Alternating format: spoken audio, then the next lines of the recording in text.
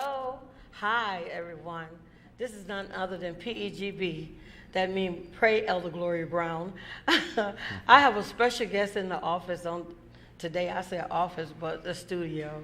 And to God be the glory. I love what I do. I like what I do. And when I see special people, I get involved with them. It's like they get involved with me. So I'm going to before I introduce him, let's give a shout out to everyone that tune in every week and watches us. Not only that, make a phone call and call me after hours. God is good all the time.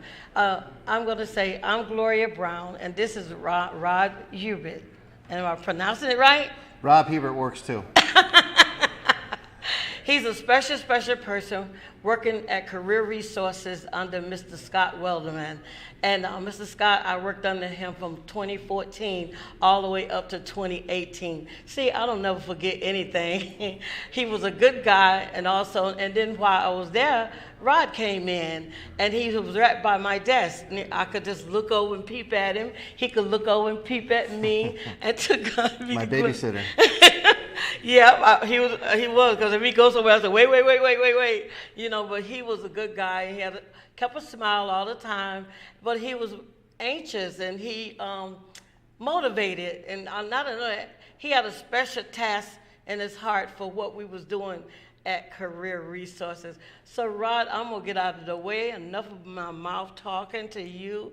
I just want to know, when you was young, what was your motivation, and what did you want to do? How young? We're talking like 5 years old, 10 years old? Because it changes. Well, if you remember at 5, you can tell me. I think the first thing I wanted to do was be actually a cook. The first time I thought about working, I wanted to be a cook. I enjoyed cooking as a kid. Wow. I still do, but that wasn't going to be. I remember talking to my father before graduating from high school and talking about college, and he said, you should either go into healthcare or something with the law, because there's always going to be sick people and knuckleheads. Oh, wow. That's what he said. Come to find out, I ended up going to college for criminal justice. Oh, wow. Oh, look at that. My son and you, yeah. Did you ever get a job at a paralegal at a law office? No, I never ended up practicing law or working for, well, that's not true. I work part-time for a lawyer now. But I ended up going into kind of juvenile corrections. Was my first gig. Then I went on to law enforcement for a while, and then back to kids with probation. Bounced around a lot, but I ended up settling in with a job at the state. Where I worked inside of prisons and outside, helping men and women acclimate back to the community and find employment. Wow. So. Are you originally from Connecticut? Yep, born and raised. I'm actually I got one for you. I'm born. I got my mother and my father. I have 3 sisters. 2 of those are twins, and a brother. And I'm the only one born in Connecticut. Oh my God! Where the rest of them was born at? And well, I see this from getting. I actually have a riddle for you. Oh. I have 2 full-blown, full-blood, same mother and father, Puerto Rican sisters. Tell me how. Because your dad, he had a Puerto Rican wife? No, he was in the military. He was stationed in Puerto Rico. Oh. And that's where they were born. So, are you for real? Yeah, they were born on an Air Force station. You like to tell jokes every now and then. That's one of my icebreakers. They were born on an Air Force base in Puerto Rico, so Puerto Rican birth certificates, and everything. did he come back home? Yeah. To his family? Yeah, he was discharged shortly after that, and they settled in Connecticut. Oh, so when you met the girls? Oh yeah, we're all together. Yeah. Oh, that's great. I'm the youngest. Oh, the baby. I'm the 49-year-old baby. That's what we call the last one, the baby. Now, what college did you go to, Ron? Central Connecticut State University. Okay. Home of the Blue Devils. Oh, wow. Now, you got married, right, here in Connecticut? Yep. My wife's name is Katie. Katie. Catherine. Hi, Katie. She'll watch it or not. Yeah, we live in Naugatuck with, now my younger daughter, Brooklyn.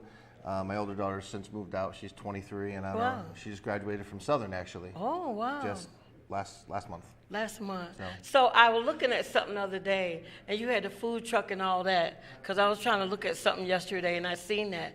That was her graduation party. Oh, okay, all right. Yeah, we had a good time Now, Saturday. the lady that had the short haircut, was it your wife because she had the back turn? There, no, no, no. That was a friend. That was a Okay. friend. That was a friend. All right.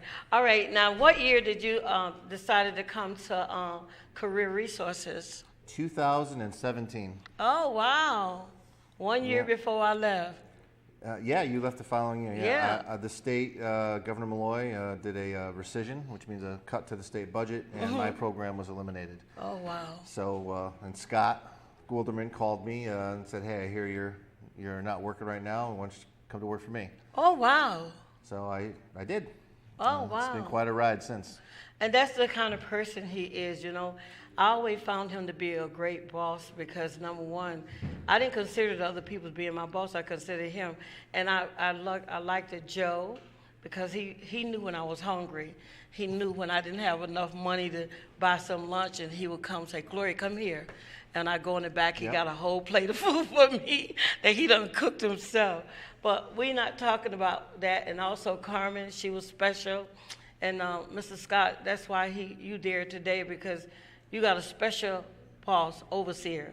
You have a special person that look out for other people.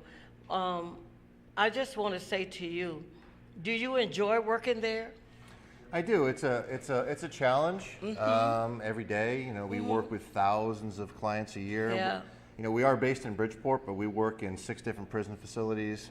We have offices in New London, in Hartford, in Waterbury, in New Haven, and keeping it all together is not an easy task. You know, I think we have 47 different contracts at this point, Oh, wow. and I don't know how many different funders, but it's a lot. It is, it is. When I started, Carmen started me with Dress for Success. We was in Norwalk. Yeah. And so I've been there ever since. We just had our last meeting last month. Yeah. We're off for the summer for, I think back in August we go back. But anyway, you also have Strive. Can you tell us a little bit about that? So Strive Internet, we're the Connecticut affiliate for Strive International. Strive's been around, oh gosh, over 30 years for sure. Came out of Harlem. It was Wow. soft skills training, sort of workforce development program for at-risk youth, and Okay. it's when it started. And now it's, you know, we still service youth, but it's for anybody who's really sort of underemployed or underskilled. We can get them the soft skills they need to be able to not just get a job but keep it, which is really important. So yeah, Strive is a big part of what we do. We do it here in Bridgeport. We do it in Okay. Hartford. We do it in New Haven. Waterbury as well, yeah, through Wow. one of our other contracts. So Wow. yeah, so it's a big part of what we do. It's part of our DNA really at this point. And you know what the biggest thing I liked about you everyone at Career Resources, y'all do the Christmas program. I know it's July and we're talking about Christmas, but HNS is talking about Christmas right now. So anyway, I like it because number one, you go out and you pick up young people that can't get anything at home. No food, no toys, no gifts, no clothes. And you set up a room that's bigger than this and it's loaded. And they Yeah. can come in and special gifts for special people, little bicycles for the little children. And I like that. Yeah, the COVID years got in the way of that, but we'd like to start doing that again. We do Yeah. the meals still at the Okay. American Job Center at Right. 2 Lafayette Circle. Okay. We do that for Thanksgiving and for Christmas. So it's Oh, a wow. community dinner. So Yeah. as many people can get there, we try to feed. Obviously, you can't feed everybody, but you know, I think we do a couple hundred meals. You at do, least. you do. I've been to that meal a couple of times at Christmas and also the Thanksgiving one. Yep. I've been there. Yeah, because I used to work in the hallway and I would see everything that come in upstairs on the third floor. And I miss being there. I do. So I want to say, what is your next level of movement that task that you think you're going to take on in the next 6 months or a year? If you could speak about it. No, I can. That's fine. Well, we want to keep operations, you know, the way they are with the statewide work. The Bridgeport Reentry Welcome Center has been a big deal for us, and Yeah. we really want to keep that going. And, Right. and in 1 year and 3 months, we've served 337 men and women returning Wow. from incarceration. Wow. And very few of them have gotten, you know, back in touch with the law, which is good, at least not in a negative way. But going forward, you know, our biggest book of business right now is the Bridge on Main project. Okay. God, I don't even know how it's been. It seems like a long time ago. Maybe 6 months ago, 6 months? with the help of a philanthropist, we were able to purchase 1085 Main Street, the old Wow. Woolworth building. Wow. Woolworth, Rite Aid, and maybe something else. That's 44,000 square feet. Wow. Our plan is to move our corporate offices there Okay. and also provide, CRI programming in-house, and also bring in some other nonprofits to us that are going to be there that also be like-minded. Be a big sort of reentry workforce development service center, rooftop seating, rooftop trees, an event center in the basement, a full commercial kitchen, cafe on the side. Wow, go now. Run by justice impacted people. Okay. So it's a big deal. We were fortunate enough to get I think it was 4.3 million. I might be off a little bit there. Yeah. No, you're right, because I see it in the paper. The Community Investment Fund. Yeah, So thanks okay. to our delegation and our friends in Hartford, we were able to get that money as a true blessing. I just want to say to everyone, this is Rod. He's here from Career Resources. Not only that, if you want to say something to him or holler out to him or tell him something or ask him, as long as it's clean, good, and exciting, you can call at 203-895-6226. And we will have a Q&A question if you want to answer a question, ask a question. We're available for you.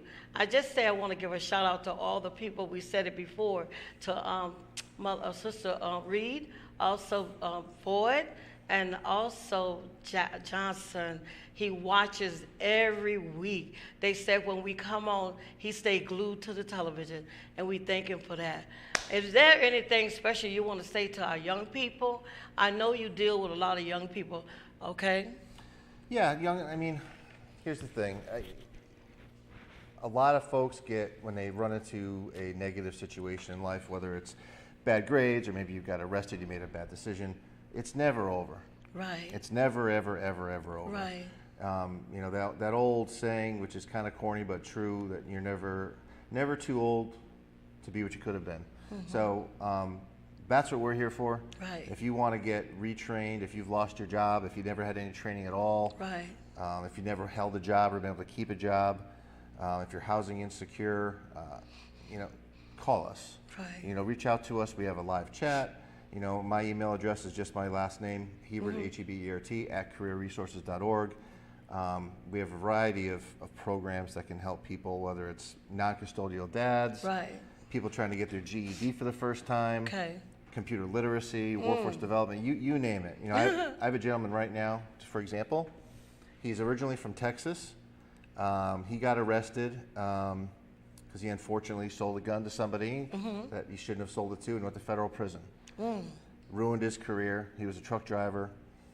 He came to a job fair that we were hosting at City Hall a couple months back, and he literally was a big Texas guy with a hat and everything, cowboy, and told us his story and how he was trying to find help, and he literally started crying in front of us. And we took him in and said, here's what's going to happen. You're going to do X, Y, and Z. We're going to get you your CDL back. We're going to get you employed. We're going to take care of you. And he was just in our office today. Let us know that he passed all the written portions of his CDL. Yay! Yeah, he's got to do his driving test at the end of the month, and he's already got employers he's reaching out to. So, and again, this is a guy who at 35, I believe it was, everything was ruined. But it's not ruined. No, because look at it. He's back on his feet. Like Scott, he likes to say, life is not linear for people. You're not on a straight line. Sometimes you take breaks and curves, and there's stop signs and weird off ramps and on ramps, but we will do everything that we to help. Well, I know all the years that I was there, he did everything he could do for me and my family. Not only that, my daughter was at Tulsa, Oklahoma College, and when she came home, he didn't even, when I asked him something and prayed about it. Scott's good for that. Yeah. So, I never disrespect or forget what a person have done for me, because if it wasn't for you guys reaching out to my family, because you kept allowing me to stay there and you kept food on my table. I had a bill so high that I didn't even know how I was going to make it. But if it wasn't for Career Resources reaching out to me, and I'm praying and making sure everybody walk a straight line, they're coming at room or come in that hallway, I probably wouldn't have made it in my home. I don't owe people out in the street anything. I owe the people that stepped in at my pathway. Yep. Everything. Yep. You know. So the phone number again is 203-895-6226. He'll be taking this tape home. He might not want to look at it. But anyway, I appreciate, because what happened, like I said, I wanted to reach out to them. I wanted them to come. And see, when someone tell you something and they do it, they a man of their word. Yep. You know, and that's what I like about that. So we skipped a couple of appointments, but you know what? I'm the type of person, I just pray and don't give up. Now, I want to say to you, he was talking about the young people. You work with prisoners. Also, I worked at Mary Magdalene. That's one of y'all companies. And then you changed it to Lucy Bainey House. Yep. How's that working out? So a couple things. We did have a women's residential reentry program called Mary Magdalene. Right. We moved that program over to Sylvan Avenue, Right. and renamed the program to STARS. Oh, We also brought in another Department of Correction program. It's the Women and Children's Program. right. So we have 5. We can have up to 5 women with up to 2 kids apiece living there. Okay. We have an on-site daycare. Oh, wow. That's run by the Alliance for Community Empowerment. Thank you, Dr. Ferguson, for you and your great work. So yeah, that program is doing really well. Lucy Bainey, who was a board member of ours, unfortunately, Yes. succumbed to her illness. We named the building before she passed. That wasn't what it was about. She was just a stellar person, did a lot of good work in the community. She was, yes. And in Lower Fairfield County. And we also have the staffing agency. You know, we started a crazy thing. In 2019, we applied to Impact Fairfield County, which is a women-run foundation. Okay. And what we wanted to do is get seed money to start a staffing program for just people that are justice involved. So we literally don't hire people without a criminal record, Right. which is a crazy notion. Yeah. And the craziest part is we launched it in 2020 during COVID, when everybody Wow. was shutting down. Wow. So that wasn't great, but we made it. You made You it. know, we made it off. Had some donations because it is a nonprofit. Right. So we don't charge a ton of Right, money for right, the right. service, not like a normal staffing agency. Uh-huh. And year 3 we're in, and we've expanded to Hartford. Okay. The city of Bridgeport has a contract with us. Thank Wow. you to Mayor Ganem and his staff for giving us opportunity to work for the city. It's just been really great, and I don't know, for me, why I got hooked. I'll tell you, when I went back when I was working for the state, to see the look on someone's face when they get a job and Right, then know that they right. don't got to beg and scrape and right. they're going to be respected for a day's work. That's like the best feeling in the world Yes, for us. it is. It is. It is. That's why I was telling you before.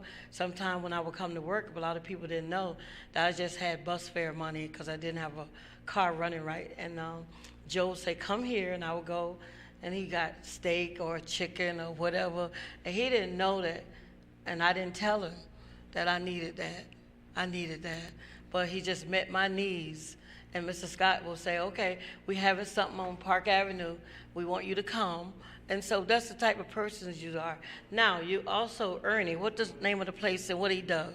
So Ernie Newton, who everyone watching this I'm sure knows, he's no bashfulness around the camera. That young man. He's not. But no, Ernie is the director of the Bridgeport Reentry Welcome Center, former Senator Newton, who himself is obviously a returning citizen. That's no news to anybody. Right.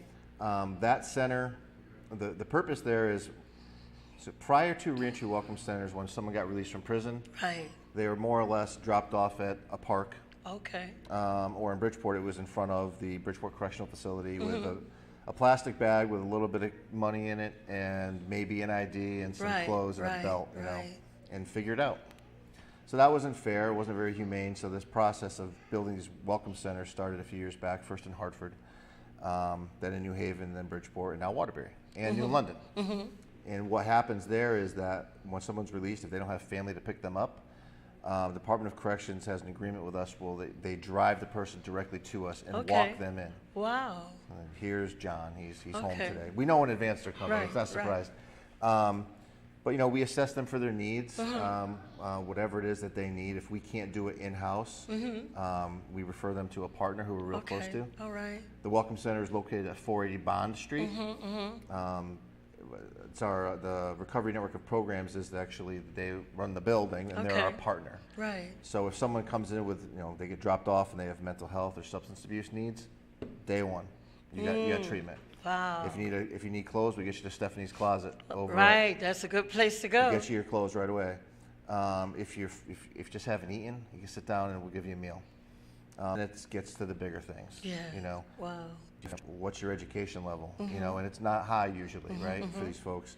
So we look at GED, potentially college, short-term credentialing, OSHA 10, and first aid and serve safe. And we don't judge anybody. Right. We take them as they come, and doesn't matter what their charge was. That was in the past. And if they're ready, then we're ready. They're not always ready. We talk about second chances, but sometimes it's third or fourth or fifth or sixth. Right. Our job isn't to judge. Our job is to be ready when they are. Now, have you heard about that program that they have at Yale? You be in prison for a long, long time. Transitions Clinic? Yeah, I think so. And the guy just came up. He's under our church denomination. His name is Harvey. Last name Harvey. He's a speaker. He goes out. He just was in a choir for our young people, choir convention.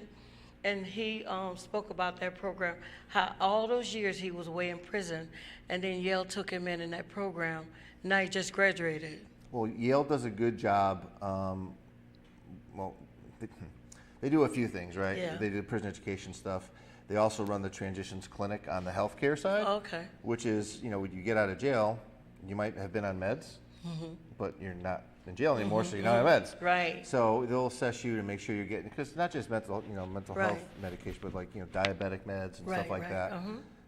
Folks coming out of incarceration have a lot of health needs. Yeah. So Dr. Lisa Puglisi down at does really good work. They also have the folks go into the community and they healthcare workers. Okay. So they find people that might be in need of healthcare and they bring them in. Okay. They're also part of the Million Jobs campaign through the NAACP. So. Well, I'm no longer involved with that. I ran the youth department for almost 10 years. Really? We went all over the United States. And Bobby and all of them, she became president. I had 3 presidents under me. And so we had our biggest program on the Finch.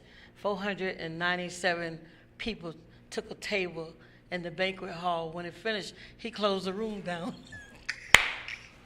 Must have been a party. He said, when I campaign again, I think I better hire you. I said, you need to keep the room up, because that was a place. He didn't think the youth were going to do it. And the Holiday Inn furnished the tables for everybody. And we just had a good time. The person that charged for the food, the banquet, for the food cater, only $10 a person. Wow. That was a great. blessing, 497 people. And I said, well, make the tickets I said, the tickets got to be at least $50, and I changed and made it $45. Nobody not going to pay $45. I said, watch, the children are 20. And so they fussed with me so much, I took 5 off the adults and stuck with 20. But they made enough money to go campaign for Obama in the whole, was it Ohio? Yeah, it was Ohio. Nice. And then the next person was Kansas City with Obama's wife. Okay. So I took them everywhere. They went everywhere with the NAACP. But I stopped, but I won't say why I stopped, but that's a good thing. No one ever called in, so anyway, we was trying something new today, but he's going to come back one day, and I know that it's time, almost time. I didn't see no one put their finger up yet. So I'm just saying to you that hope you had a great time out there. May God bless you. And may God watch over. Any final words you want to say, Rod? No, just if you know someone who's been impacted by the justice system, if you yourself have, and you feel like it's kind of preventing you from moving forward in your life, give me a call, or email me, Hebert@careerresources.org. We're located at 1000 Lafayette Boulevard, Suite 303. You can walk in, and we're here to help. I just want to say he did an excellent job. To God be the glory. And I want to say that the next person you're probably behind the seat will be none other than his boss, Mr. Scott Weldon. I want to say good afternoon to Lisa and also Rod's wife and his beautiful little daughter standing over there. God is good all the time. And our words that we say on here say, shalom, shalom, peace.